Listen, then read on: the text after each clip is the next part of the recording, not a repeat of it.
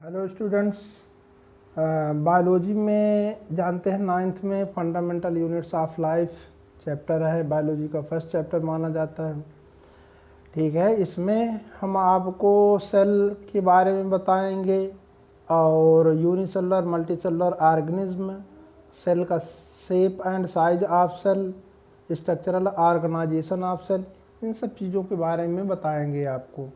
देखिए, जिस तरीके से आप किसी भी कोई भी स्ट्रक्चरल मटेरियल देखते हैं, जैसे मान लीजिए लाइक एज आप कोई घर हाउस देखते हैं तो आप ये सोचते हैं कि ये किससे बना हुआ है, और घर बनते हुए अगर आप देखते हैं तब आपको लगता है कि ये तो ब्रिक्स से ईंट को ईंट पर रख करके इसे बनाया गया है। तो कुछ साइंटिस्ट ने ये भी विचार किया कि हम लोग यह देखें कि जो ऑर्गेनिज्म होती है उनकी बॉडी किससे मिल करके बनी होती है।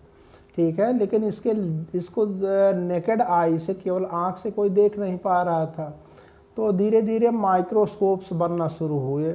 ठीक है, माइक्रोस्कोप जब बने तो उसमें रॉबर्ट हुक ने अपने द्वारा डिजाइंड माइक्रोस्कोप से उन्होंने कॉर्क की थिन स्लाइस को देखा। कॉर्क क्या होता है, देखिए ये कॉर्क पे कुछ प्लांट्स होते हैं, ठीक है, उनके बार्क छाल जानते हैं, उडी पार्ट, जो पेड़ का उडी पार्ट होता है, लकड़ी वाला पार्ट होता है, उसके ऊपर का जो चमड़े वाला मोटा पार्ट आप देखते हैं ना, उसको कॉर्क कहते हैं। ठीक है, तो ये कॉर्क कम्स फ्रॉम द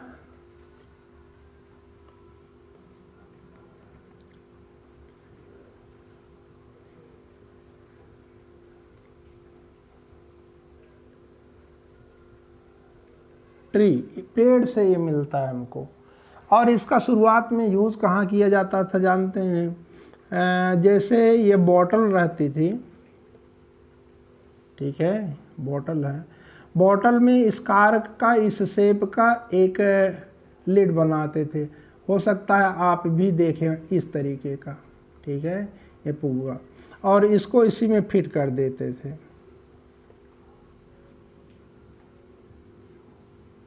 ऐसे फिट करके बंद कर देते थे, ठीक है, यानी लिड की तरह यूज़ करते थे। तो रॉबर्ट हुक ने इसी कॉर्क की थिन स्लाइस यानी पतली सी लेयर काट करके अपने माइक्रोस्कोप से, अपने द्वारा माइक्रोस्कोप जो बनाया गया था, इन्होंने ही माइक्रोस्कोप बना करके देखा ही था। देखा तो उसमें हनीकम्ब लाइक स्ट्रक्चर, हनीकम्ब आप लोग देखे होंगे। तो हनीकम्ब में आप यह देखेंगे कि ऐसे बहुत से छोटे छोटे आपको कंपार्टमेंट्स दिखाई देंगे। ठीक है, तो जैसे हनीकम्ब लाइक स्ट्रक्चर हम लोग देखते हैं वैसे ही कॉर्क में भी दिखाई दिया लिटिल कंपार्टमेंट। तो इसी लिटिल कंपार्टमेंट को रॉबर्ट हुक ने सेल नाम दिया था। ठीक है, और उन्होंने ही एक सोचा कि वाह, यही स्मॉल यूनिट है जिससे बॉडी का निर्माण होता है, यानी बॉडी का स्ट्रक्चर बनता है। ठीक है, जो उन्होंने सोचा था, लेकिन इसके बारे में उन्होंने कहा नहीं था। इस लिटिल कंपार्टमेंट का नाम उन्होंने सेल नाम दिया था। इसलिए यह कहा जाता है कि सेल रॉबर्ट हुक के द्वारा डिस्कवर किया गया है। सेल किसके द्वारा डिस्कवर किया गया? रॉबर्ट हुक के द्वारा। कैसे डिस्कवर किया गया? इन थिन स्लाइस ऑफ कॉर्क। ये कॉर्क कहाँ से मिलता है? तो ये आप कह सकते हैं it comes from bark of tree. ठीक है, और इन्होंने 1665 में डिस्कवर किया था, इसको नाम भी दिया था। ठीक है, अब जब सेल के बारे में ये लिटिल कंपार्टमेंट देखा गया तो और भी माइक्रोस्कोप्स अच्छे इससे भी हाई क्वालिटी के माइक्रोस्कोप जब डेवलप हुए, मतलब डिस्कवर्ड हुए, तो ये देखा गया कि कुछ ऑर्गेनिज्म में तो एक ही सेल होता है। ठीक है, तो जिसमें एक ही सेल होता है उसमें उनको यूनिसेलुलर कहे। कुछ ऑर्गेनिज्म ऐसे देखे जिनके बॉडी में बहुत से सेल होते हैं तो उनको मल्टीसेलुलर ऑर्गेनिज्म उन्होंने कहा था। ठीक है, अब मान लीजिए कि एक ऑर्गेनिज्म है जिसकी पूरी बॉडी एक सेल की बनी हुई है। कैसा ऑर्गेनिज्म मान रहे हैं? जिसकी बॉडी एक सेल की बनी होती है उसको हम लोग यूनिसेलुलर ऑर्गेनिज्म कहते हैं।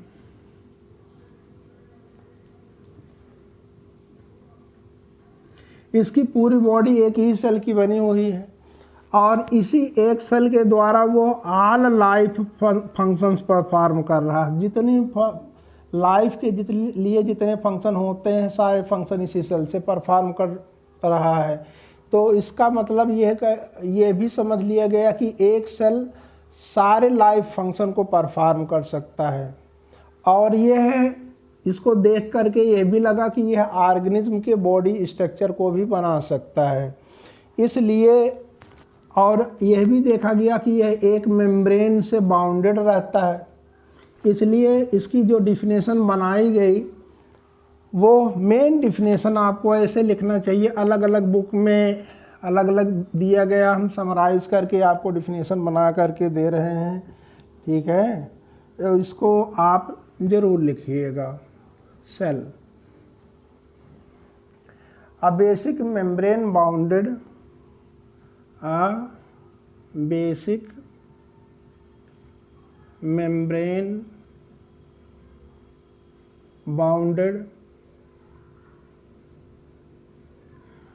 Basic membrane bounded structure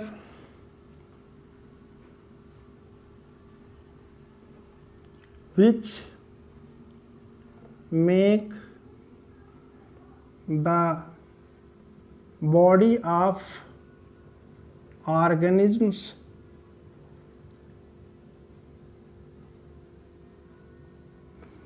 and perform all life functions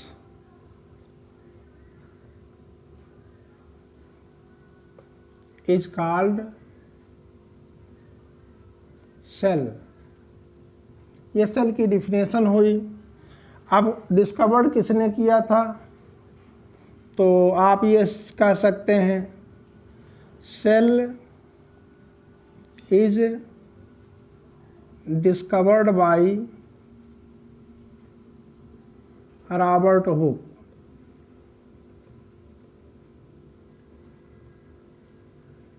और ये 1665 में डिस्कवर किए थे, इसलिए ये डेट हम लिख दे रहे हैं। आपको याद नहीं रहे तो कोई दिक्कत भी नहीं है इसके लिए, ठीक है। अब यहाँ पर प्रश्न ये आता है बेसिकली कि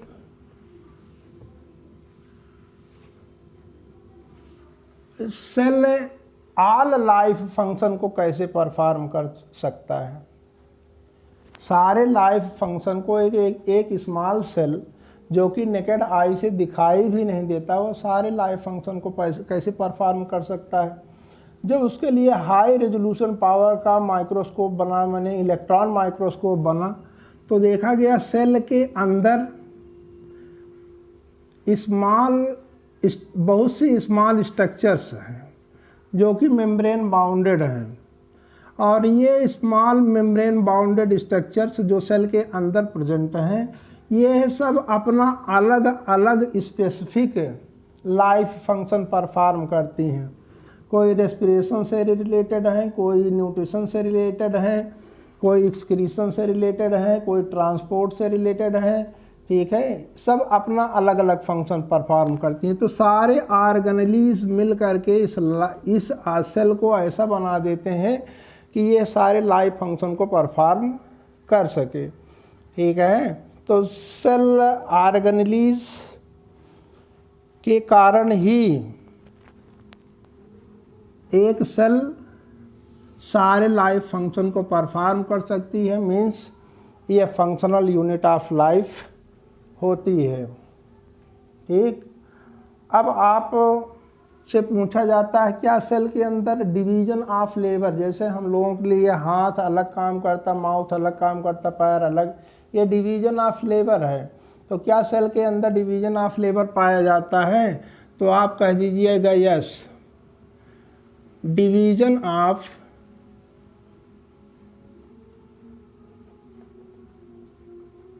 labor is present in the cell। ठीक, कैसे डिवीजन ऑफ लेबर होता है वो भी आप बता दीजिए। Different cell organelles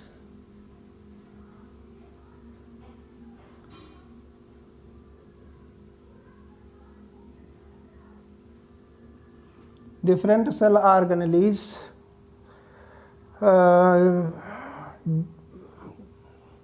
different cell organelles perform different life functions। different cell organelles perform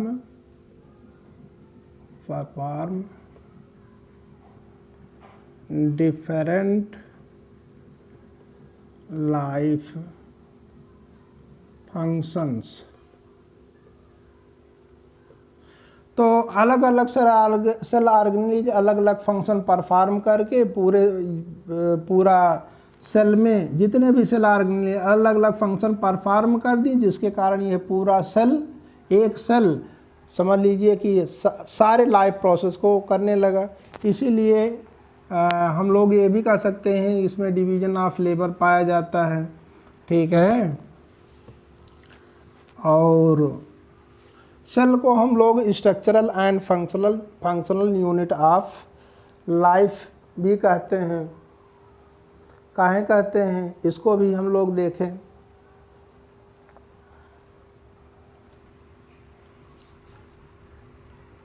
cell is called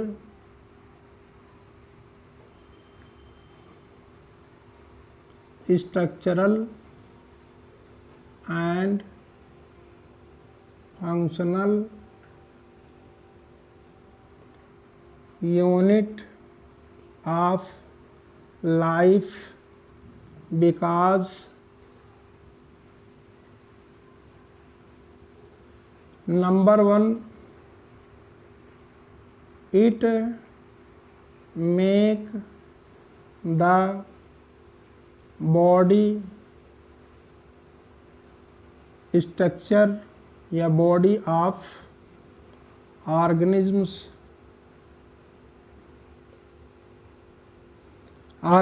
की बॉडी को ही बनाता है, और इट परफॉर्म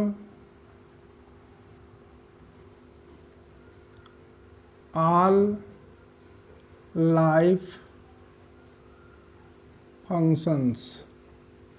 इसी के कारण हम उसको structural and functional unit of organism कहते हैं।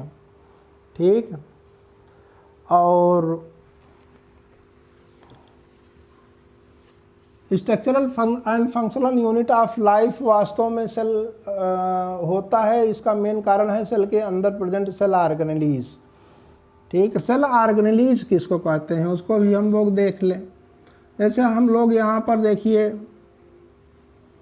सेल देख रहे हैं, सेल की एक बाउंड्री हमको दिखाई दे रही है, इसमें डिफरेंट स्ट्रक्चर्स दिखाई दे रहे हैं, और ये मेम्ब्रेन बाउंडेड स्ट्रक्चर्स अपना अलग अलग फंक्शन कर रहे हैं, तो इनको हम लोग सेल ऑर्गेनेली कहते हैं।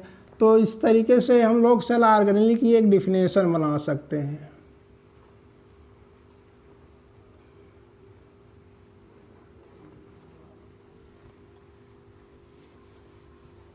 The membrane bounded structures present in the cells which perform a specific life function is called cell organelle।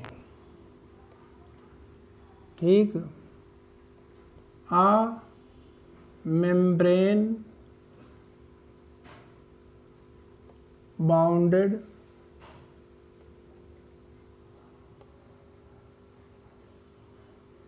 structure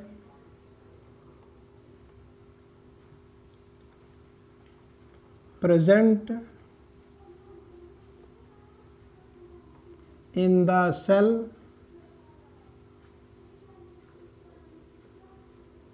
which perform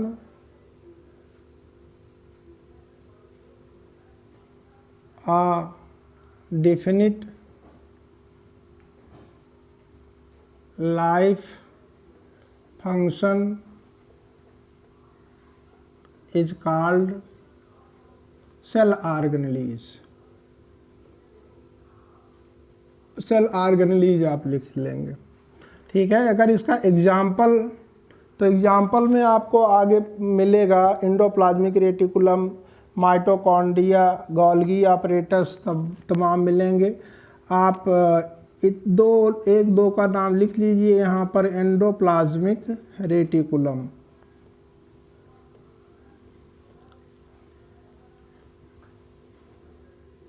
जिसको ईआर के नाम से भी जानते हैं। माइटोकॉन्ड्रिया,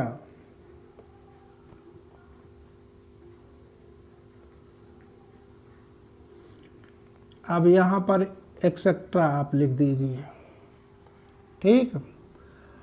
अब कुछ सेल ऐसे मिले जिसके अंदर सेल ऑर्गेनेलीज मिलते हैं और कुछ में नहीं मिलते हैं। सेल ऑर्गेनेलीज के प्रेजेंस और एब्सेंस के आधार पर सेल को दो कैटेगरी में डिवाइड किया गया है। Means cells are of two types.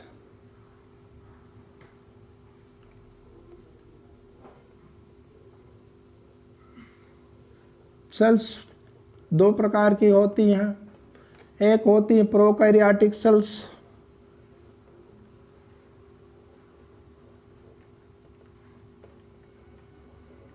दूसरा होता है यूकैरियोटिक सेल।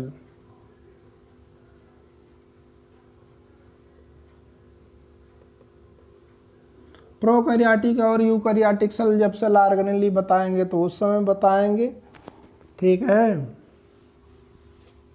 ये तो हो गया टाइप ऑफ सेल्स। अब इसके बाद हम देखिए यूनिसेलुलर ऑर्गेनिज्म, मल्टीसेलुलर ऑर्गेनिज्म बताए हैं, लेकिन इसकी डिफिनेशन आपको नहीं लिखे हैं, तो आप लिख लीजिए यूनिसेलुलर ऑर्गेनिज्म।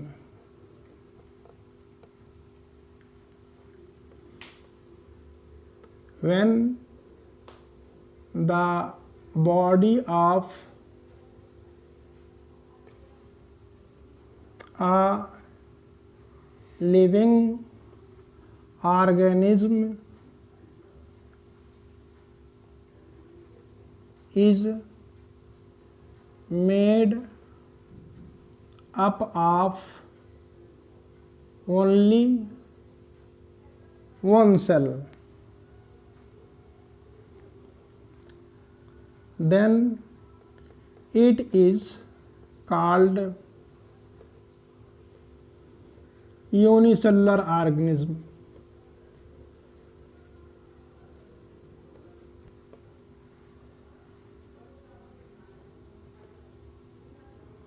एग्जाम्पल आप ले सकते हैं इसका, अमीबा, क्लेमाइडोमोनास एक प्लांट होता है, यूनिसेलुलर प्लांट, ठीक। इसकी स्पेलिंग देखिए, क्लेमाइडोमोनास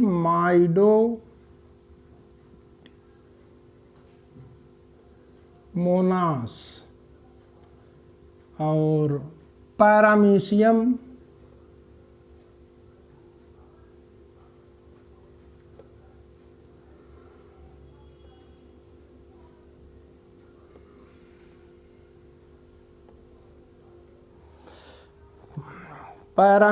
भी होता है,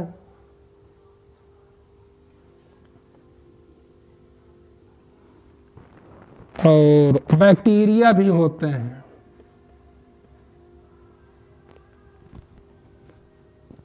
amoeba, Chlamydomonas, paramecium, bacteria etcetera, ये यूनिसेलुलर ऑर्गेनिज्म है। अब इसी के बाद हम लोग पढ़ेंगे मल्टी सेलुलर ऑर्गेनिज्म। सेकंड है multicellular organism. Multicellular organism का मतलब अगर बॉडी ऑर्गेनिज्म की body more than one cell से बनी हुई है तो उसको हम लोग मल्टी सेलुलर ऑर्गेनिज्म कहते हैं। तो उसमें आप बना सकते हैं definition, when the body of a living organism is made up of more than one cell, then it is called multicellular organism. Uni की जगह पर आप कर देंगे मल्टीसेलुलर ऑर्गेनिज्म. मल्टीसेलुलर ऑर्गेनिज्म में कौन आते हैं, इसका एग्जाम्पल क्या है? सम फंजाई, कुछ फंजाई होते हैं, फंगी आप लोग बोलते हैं, ठीक है. फंजाई हमको बताया गया है इसलिए हम फंगाई बोलते हैं. कुछ सम फंजाई, प्लांट्स, एनिमल्स एक्सेट्रा आप लिख सकते हैं. मल्टीसेलुलर ऑर्गेनिज्म हो सकते हैं, ठीक है. और एक बात इसमें और बता दें कि सेल की ओरिजिन कहाँ से होती है, ठीक है. विरचाओ नामक साइंटिस्ट ने इसको बताया था कि cell is originate from pre existing cell. इसको हमेशा जानते रहिए. A cell is originate from pre-existing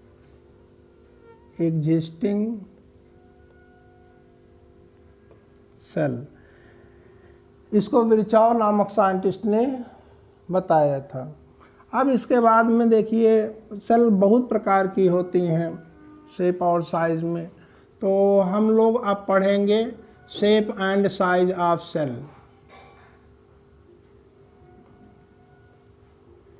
shape and size of cells. देखिए जितनी सेल हैं, प्लांट सेल, एनिमल सेल, सबको अगर मिला करके देखा जाए तो सारी सेल शेप में सेम नहीं होती हैं, साइज में सेम नहीं होती हैं, ठीक है. लेकिन उनके अंदर ऑर्गेनेलीज लगभग सेम होते हैं और सेम फंक्शन का परफॉर्म करते हैं, ठीक है. लेकिन अलग अलग सेल अलग अलग, देखिए सब लाइफ फंक्शन तो सभी परफॉर्म करेंगे, उसके अलावा कुछ स्पेसिफिक फंक्शन भी परफॉर्म करती हैं सेल. उसको आगे आप लोग टिश्यू में देखेंगे. तो ये शेप और साइज ऑफ सेल, ये सेल के द्वारा जो फंक्शन की परफॉर्म किया जाता है उस पर डिपेंड करता है. The shape and size of cell depends on the specific function performed by the cell. अब इसमें देखिए कुछ सेल तो ऐसी होती हैं जिनका कोई फिक्स शेप नहीं होता, जैसे अमीबा सेल. अमीबा एक यूनिसेलुलर ऑर्गेनिज्म है, ठीक है. अमीबा सेल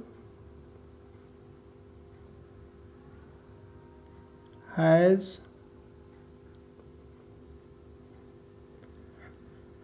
variable shape या चेंजेबल शेप.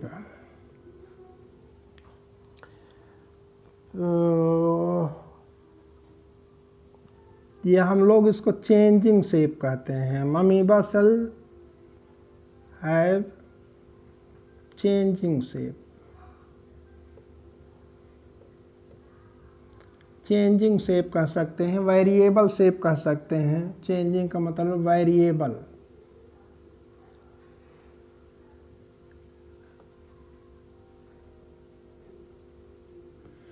अब कुछ सेल होती हैं बहुत बड़ी होती हैं, कुछ सेल होती हैं बहुत छोटी भी होती हैं. तो लार्जेस्ट सेल लिविंग एनिमल में बता रहे हैं. लार्जेस्ट सेल कौन है? Egg of ostrich.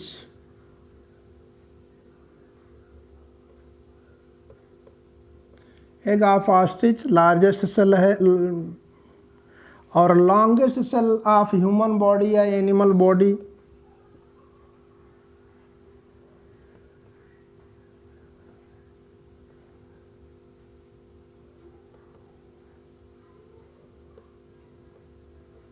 ह्यूमन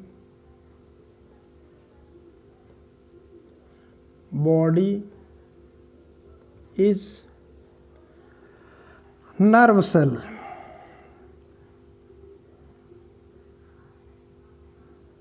इसको हम लोग न्यूरॉन भी कहते हैं, ठीक है। और स्मॉलेस्ट सेल कौन सी होती है वो भी आप लिख लीजिए।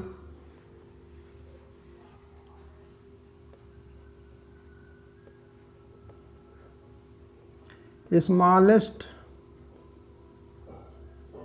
ह्यूमन सेल स्पर्म होता है। स्पर्म स्मॉलेस्ट सेल में काउंट किया जाता है। ओके, अब यहाँ तो साइज एंड स्ट्रक्चर के बारे में हमने आपको बताया। अब हम आपको स्ट्रक्चरल ऑर्गेनाइजेशन यानी सेल कैसे बना हुआ है, उसका शेप के अंदर यानी अंदर का कैसा सिस्टम है, उस सिस्टम को हम लोग समझेंगे। उसके लिए हेडिंग डाल देते हैं हम लोग organisation of cell.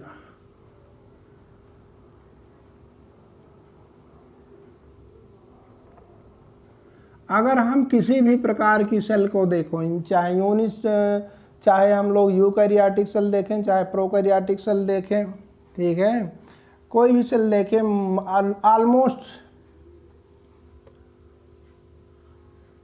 all the cells are consist of following three components.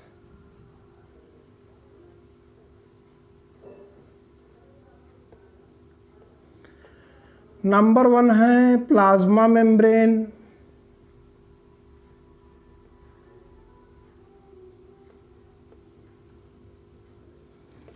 Number 2 होता है न्यूक्लियस, नंबर 3 आप साइटोप्लाज्म।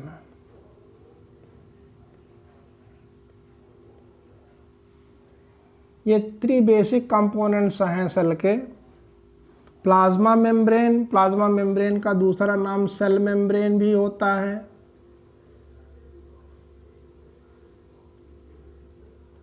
सेल मेम्ब्रेन भी कहते हैं इसको, प्लाज्मा लेमा भी नाम देते हैं, कई नाम हैं, ठीक है। अब हम लोग प्लाज्मा मेम्ब्रेन के बारे में पढ़ेंगे। प्लाज्मा मेम्ब्रेन है क्या चीज़?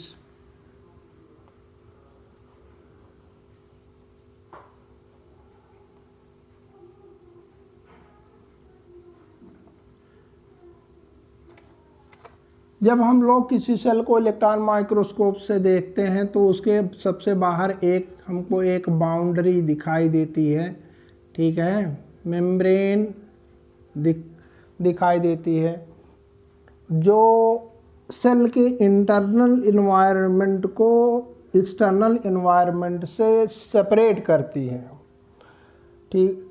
ओके, एक मेम्ब्रेन होती है सेल में जो सेल के इंटरनल इन्वायरमेंट और सेल के एक्सटर्नल इन्वायरमेंट को सेपरेट करती है।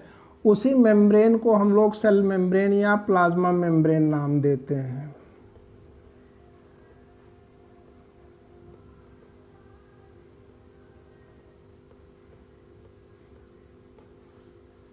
इस तरीके से अगर हम प्लाज्मा मेम्ब्रेन की डिफिनेशन बनाना चाहें तो हम लोग लिख सकते हैं the outer covering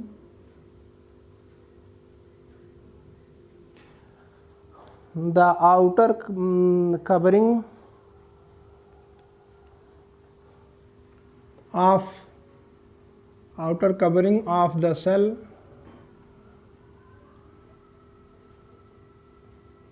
which separate the content of cell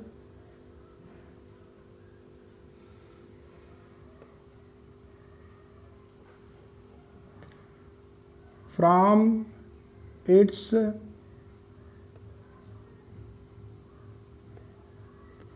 outer environment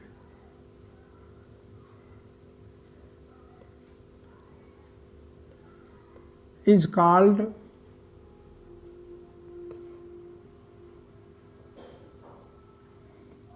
plasma membrane.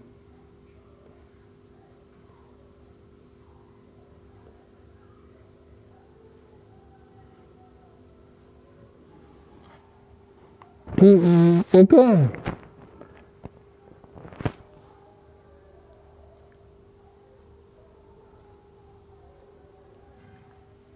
जो एक्सटर्नल इन्वायरमेंट आउटर के लिए आप एक्सटर्नल लिखिए, एक्सटर्नल ज़्यादा बढ़िया होगा। The outer covering of the cell which separate the content of cell from its external environment is called plasma membrane और cell membrane. अब देखिए प्लाज्मा मेम्ब्रेन और सेल मेम्ब्रेन की कुछ कैरेक्टरिस्टिक फीचर होती है, उस कैरेक्टरिस्टिक फीचर को भी आप जान लीजिए।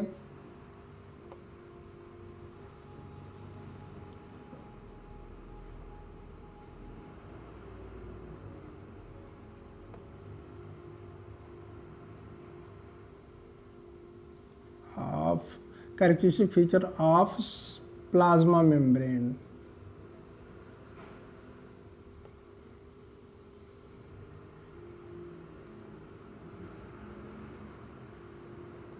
प्लाज्मा मेम्ब्रेन का कैरेक्टरिस्टिक फीचर,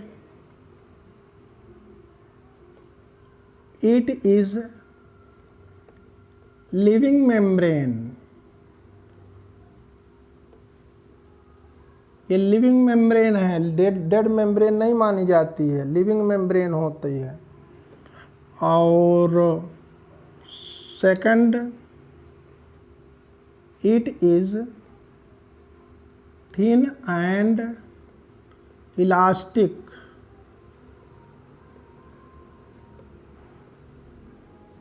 इलास्टिक का मतलब स्ट्रेचेबल होता है।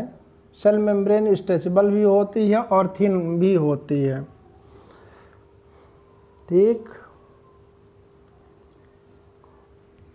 नेक्स्ट है third, it is selectively permeable membrane.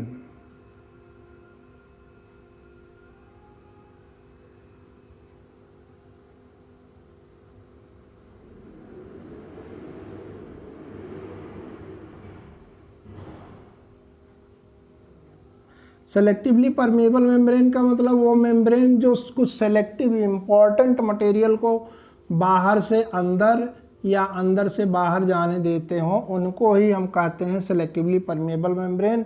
इसका डिस्क्रिप्शन आगे आपको मिलेगा। और it is made up of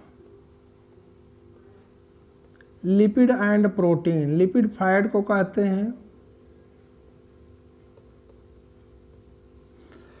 ठीक। ये तो एक कैरेक्टरिस्टिक हुई। कैरेक्टरिस्टिक में मेन 4 कैरेक्टरिस्टिक्स आप लिखिएगा, जानिएगा। It is living membrane, it is thin and elastic, it is selectively permeable membrane and it is made up of lipid and protein. देखो सेल मेम्ब्रेन का स्ट्रक्चर कैसा होता है, इसको सेल मेम्ब्रेन के स्ट्रक्चर को डिस्क्राइब किया था सिंगर एंड निकल्सन ने।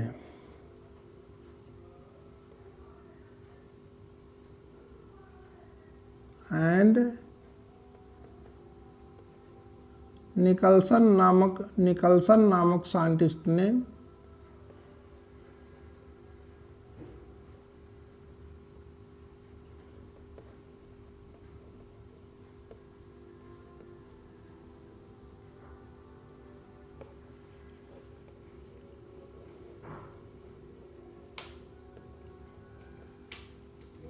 सेल मेम्ब्रेन के स्ट्रक्चर को किसने डिस्क्राइब किया था? सिंगर एंड निकल्सन नामक साइंटिस्ट ने, और इन्होंने एक मॉडल दिया था, उस मॉडल का नाम होता है fluid mosaic model.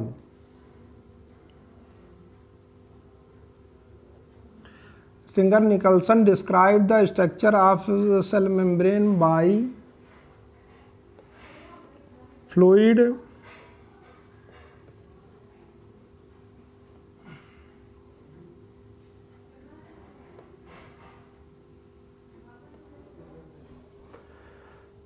Mosaic model. Okay, आज के लिए बस इतना ही।